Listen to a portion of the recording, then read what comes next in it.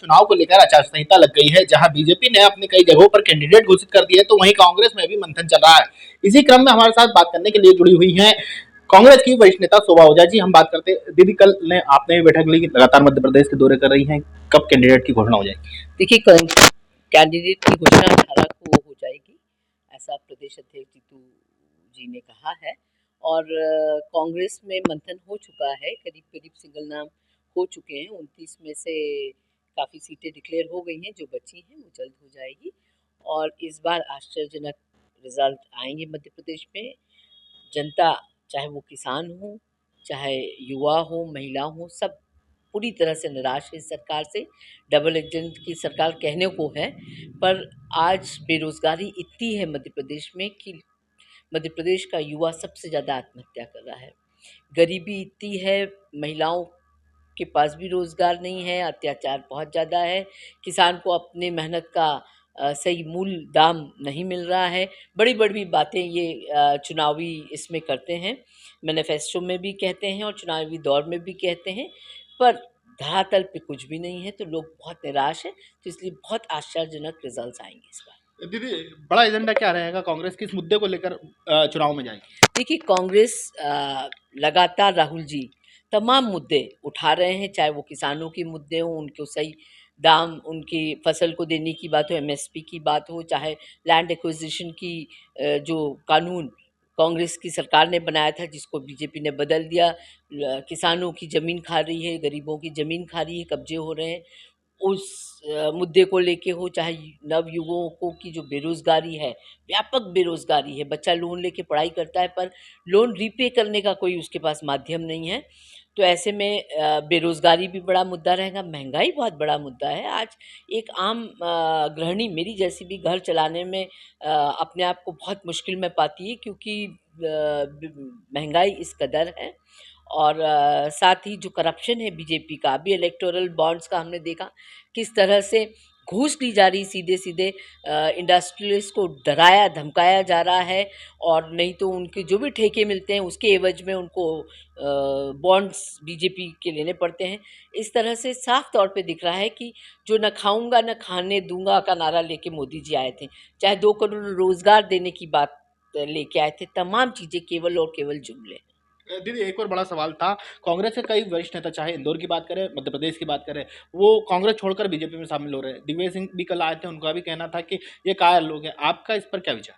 देखिए, मेरा सोच ये है कि ऐसे दौर पहले भी कांग्रेस ने देखे हैं, ये कोई नई बात नहीं है। 77 में भी हमने देखा, मतलब हम तो बहुत छोटे थे, पर जो पढ़ा और जाना है कि 77 में भी ऐसा ही दौर आया था, इससे भी बुरा दौर आया था, जब बहुत सारे कांग्रेस के वरिष्ठ नेता इंदिरा जी को छोड़ के चले गए थे, और एक पूरी नई टीम ने, संजय गांधी जी के साथ यूथ ने इंदिरा जी के साथ खड़ी रही थी, और वही वापस कांग्रेस को लेके आई थी। देखिए, कांग्रेस का कार्यकर्ता कहीं नहीं जा रहा। कांग्रेस का कार्यकर्ता वो ईमानदार कार्यकर्ता है जो लाठी खाएगा, उसको कुछ नहीं चाहिए, उसको कोई ठेके नहीं चाहिए, उसको कुछ नहीं चाहिए, पर वो कांग्रेस का झंडा बुलंद रहेगा, अपनी विचारधारा को बुलंद रखता है। इसलिए मैं समझती हूँ विचलित होने वाली कोई भी बात नहीं है, जिसको जाना है जाए, कोई फ़र्क नहीं पड़ता। कांग्रेस पार्टी का कार्यकर्ता इतना बलवान है, इतना निडर है, लड़ाई लड़ेगा।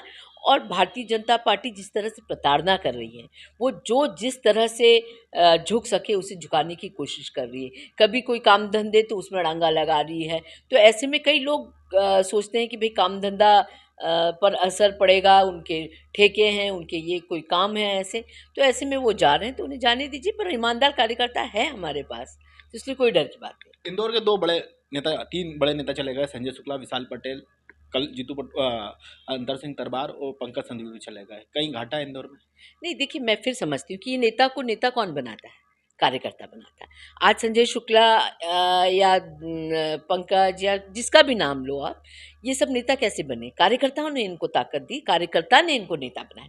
तो आज जो कार्यकर्ता ने इनको नेता बनाया वो तो हमारे पास ही है, वो फिर नया नेता बनाएगा, वो किसी को ताकत देगा और फिर खड़ा होगा।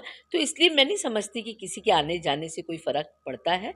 और दुःख ज़रूर होता है कि पार्टी ने आपको इतना दिया, उसके बाद आप पार्टी को छोड़ के चले गए। आपके कारण वो कार्यकर्ता ने कितनी लड़ाई लड़ी है। आज अपन 1 नंबर की विधानसभा की बात करें, तो आज संजय शुक्ला ने जो चुनाव लड़ा, कैलाश विजयवर्गीय के सामने लड़ा।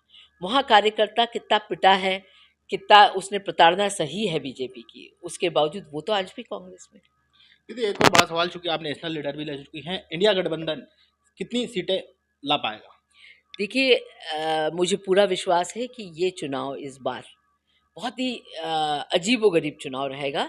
इसमें जैसे आपको याद होगा इंडिया शाइनिंग का नारा देके अटल जी ने 2014 में एक माहौल बना था और अटल जी तो बहुत ही अच्छे प्रधानमंत्री माने जा रहे थे तब और पूरे हिंदुस्तान को था कि विपक्ष बिखरा हुआ है, विपक्ष में कुछ है नहीं, कांग्रेस है नहीं और उसके बावजूद जो सोनिया जी ने मेहनत करी पूरे देश में और उसके बाद फिर जनता ने कांग्रेस को चुना, इंडिया शाइनिंग का पूरे नारे को परे रखा और अटल जी जैसे नेता को, जो कि मैं समझती हूँ बहुत ज़्यादा पॉपुलर थे और आज तो मोदी जी की तो इतनी बुराई है, लोग खुल के उनके खिलाफ बोलते हैं और उनके जिसे कहना चाहिए उनके डिक्टेटरशिप का सब विरोध करते हैं। अटल जी के साथ तो ऐसा नहीं था, उनका तो बड़ा सम्मान था, उसके बावजूद अटल जी को जनता ने उखाड़ के फेंका था।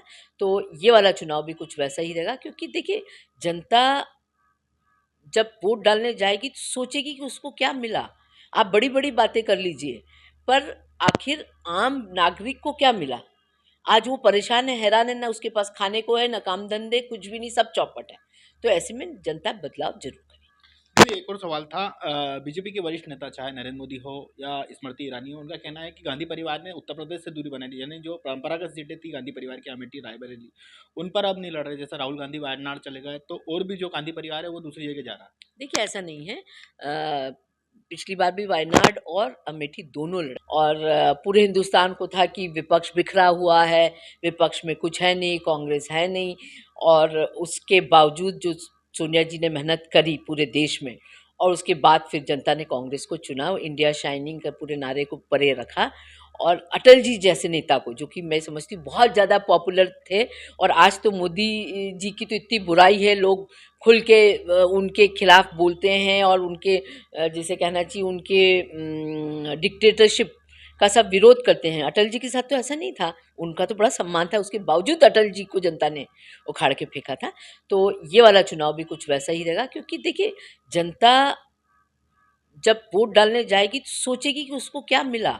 आप बड़ी-बड़ी बातें कर लीजिए, पर आखिर आम नागरिक को क्या मिला? आज वो परेशान है, हैरान है, ना उसके पास खाने को है, ना काम-धंधे, कुछ भी नहीं, सब चौपट है। तो ऐसे में जनता बदलाव ज़रूर करेगी। दीदी एक और सवाल था, बीजेपी के वरिष्ठ नेता चाहे नरेंद्र मोदी हो या स्मृति ईरानी हो, उनका कहना है कि गांधी परिवार ने उत्तर प्रदेश से दूरी बनाई थी, यानी जो परंपरागत सीटें थी गांधी परिवार की अमेठी रायबरेली, उन पर अब नहीं लड़ रहे। जैसा राहुल गांधी वायनाड चले गए तो और भी जो गांधी परिवार है वो दूसरी जगह जा रहा है। देखिए ऐसा नहीं है पिछली बार भी वायनाड और अमेठी दोनों लड़े थे राहुल जी, तो अभी तो अमेठी और रायबरेली डिक्लेयर नहीं हुआ है। हाँ, जो चीज़ डिक्लेयर ही नहीं हुई उसके पहले बहुत ज़्यादा उत्साह में आना भी ठीक नहीं है स्मृति जी के लिए। स्मृति जी के सामने आज राहुल जी लड़े, तो स्मृति जी के चारों कोने चित मिलेंगे। इसके अलावा यदि बात करें दीदी, तो आने वाले दिनों में यदि इंदौर लोकसभा की बात करें तो इंदौर लोकसभा से कौन प्रत्याशी हो चुका है, क्योंकि लगातार मंथनों का दौर चल रहा है, आप खुद बैठ कर ले रही हैं। देखिए इंदौर से हम चाहते हैं कि कोई अच्छा चेहरा दें, हम नया चेहरा दें और उसके लिए मंथन हो रहा है, सभी नए नाम डिस्कशन में आए हैं। हमें पूरा विश्वास है कि जिसको भी मिलेगा बहुत ताकत से हम लोग लड़ेंगे, एक नए जोश के साथ लड़ेंगे। कोई इस गलतफ़हमी में ना रहे कि इंदौर के नेता चले गए तो हम कमज़ोर हो गए, नहीं ऐसा नहीं है।